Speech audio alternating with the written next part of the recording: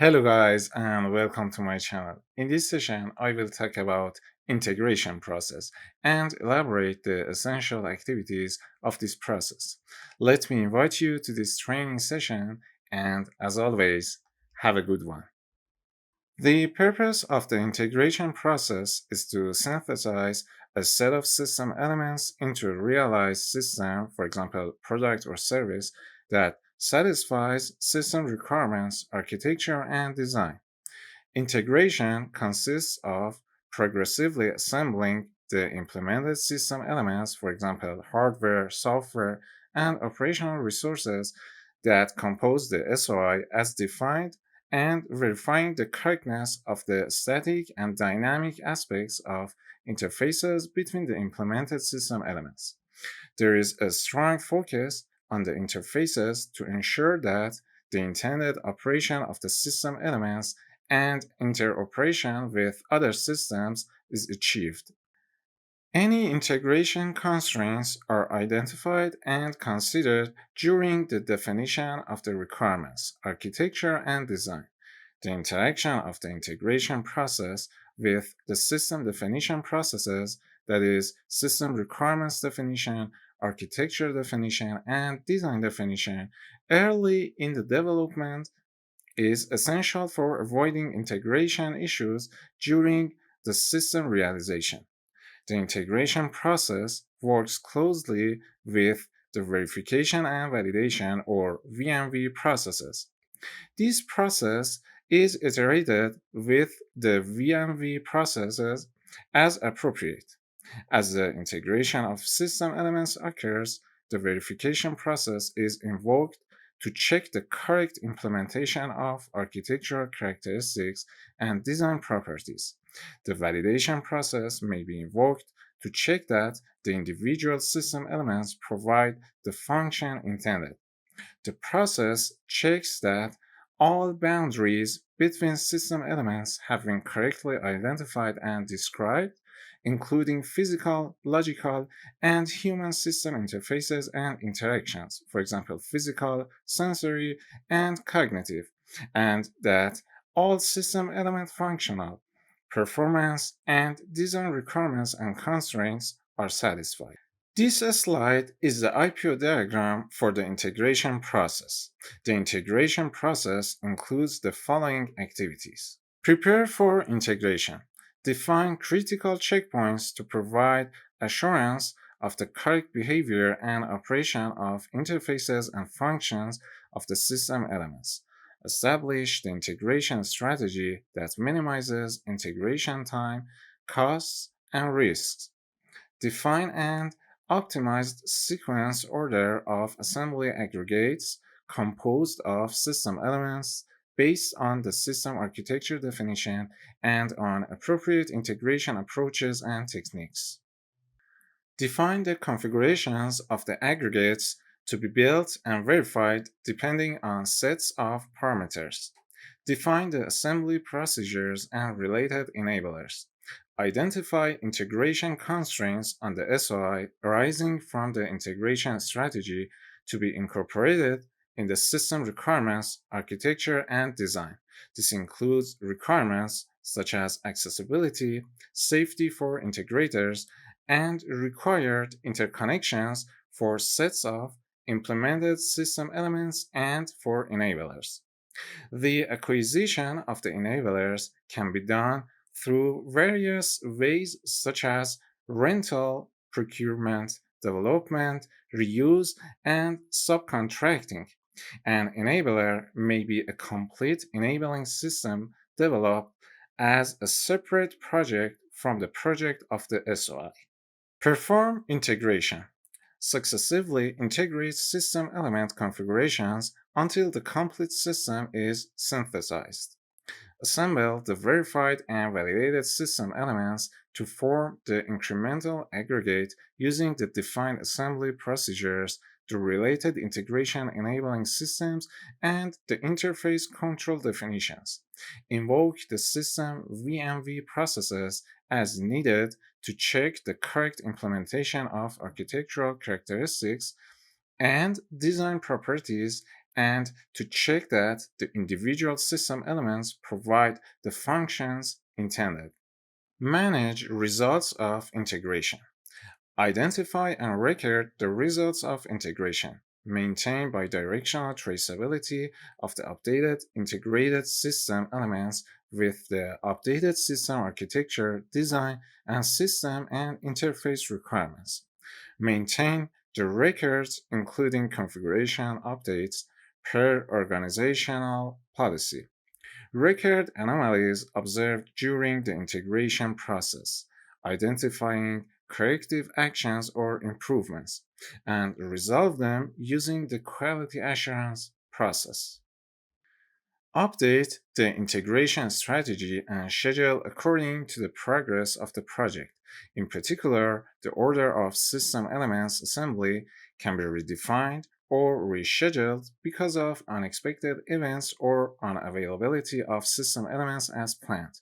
Coordinate integration activities with the project manager, for example, for scheduling, acquisition of enablers, hiring of qualified personnel and resources. The architects or designers, for example, for understanding of the architecture, errors, defects, non-conformance reports, and the configuration manager, for example, for versions of submitted elements, architecture, and design baselines, enablers, and assembly procedures. Define an integration strategy that accounts for the schedule of availability of system elements, including the personnel that will use, operate, maintain, and sustain the system, and is consistent with defect or fault isolation and diagnosis practices. Development of integration enablers, such as tools and facilities, can take as long as the system itself. Development should be started as early as possible and as soon as the preliminary architecture definition is frozen. The integration process of complex systems cannot be easily foreseen, and its progress may be difficult to control and observe. Therefore, it is recommended to plan integration with specific margins using flexible approaches and techniques, integrating sets by similar technologies, for example. Integrate aggregates in order to detect faults more easily. The use of the coupling matrix technique applies for all strategies and especially for the bottom up integration strategy. The physical integration of a system is based on the notion of aggregate. An aggregate is made up of several implemented system elements and their physical interfaces, for example, system elements and connectors. Each aggregate is characterized by a configuration that specifies the implemented system elements to be physically assembled and their configuration status. A set of verification actions is applied on each aggregate. To perform these verification actions, a verification configuration that includes the aggregate plus verification tools is constituted. The verification tools are enabling elements and can be simulators or simulated system elements, stops or caps, activators, launchers, drivers, harnesses, measuring devices, and etc.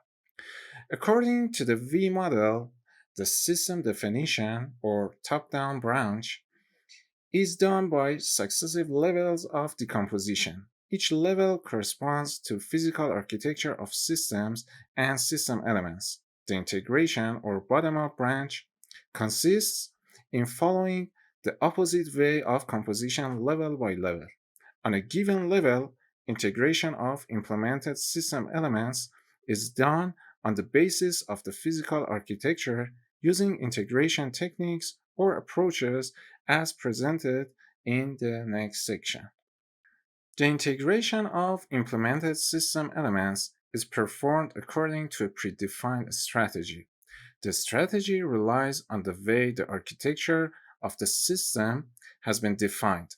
The strategy is described in an integration plan that defines the configuration of expected aggregates of implemented system elements, the order of assembly of these aggregates to carry out efficient verification actions, and validation actions, for example, inspections or tests. The integration strategy is thus elaborated in coordination with the selected verification strategy and validation strategy. To define an integration strategy, one can use one or several possible integration approaches and techniques. Any of these may be used individually or in combination. The selection of integration techniques depends on several factors, in particular, the type of system element, delivery time, order of delivery of system elements, risks, constraints, etc. Each integration technique has strengths and weaknesses, which should be considered in the context of the SOI. Some integration techniques are summarized hereafter. Global integration, also known as Big Bang integration. All the delivered implemented system elements are assembled in only one step. This technique is simple and does not require simulating the system elements not being available at that time, but it is difficult to detect and localize faults.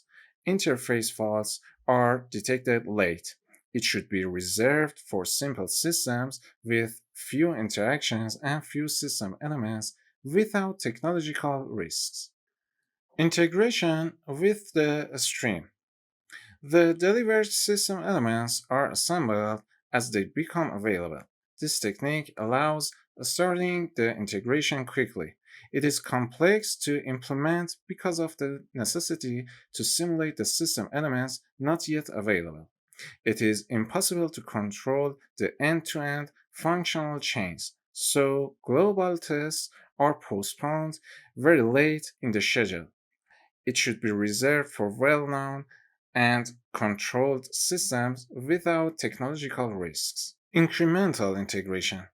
In a predefined order, one or a very few system elements are added to an already integrated increment of system elements. This technique allows a fast localization of faults. A new fault is usually localized in lately integrated system elements or dependent on a faulty interface. It requires simulators for absent system elements and many test cases.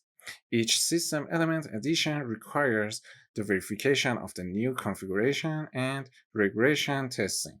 This technique is applicable to any type of architecture. Subset integration.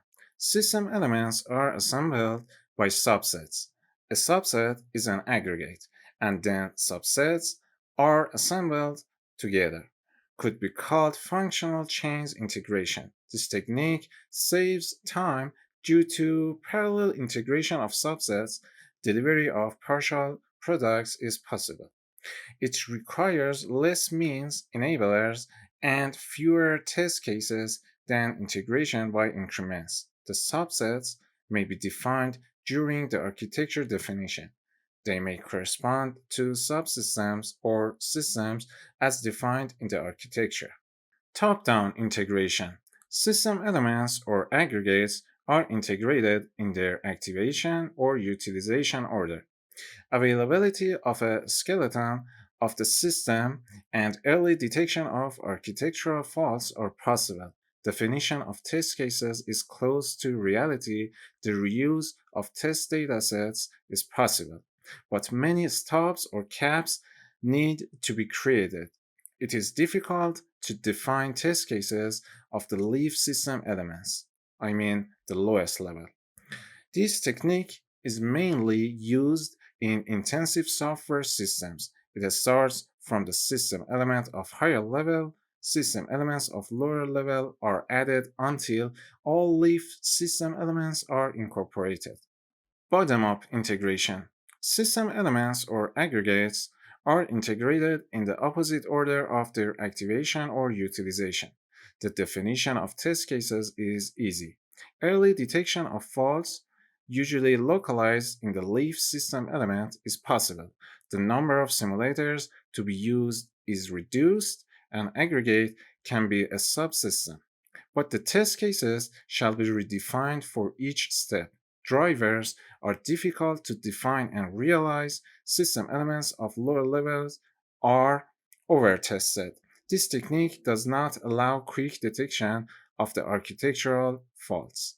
It is used for intensive software systems and for any kind of hardware system.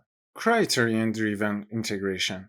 The most critical system elements compared to the selected criterion are first integrated. For example, dependability, complexity, technological innovation.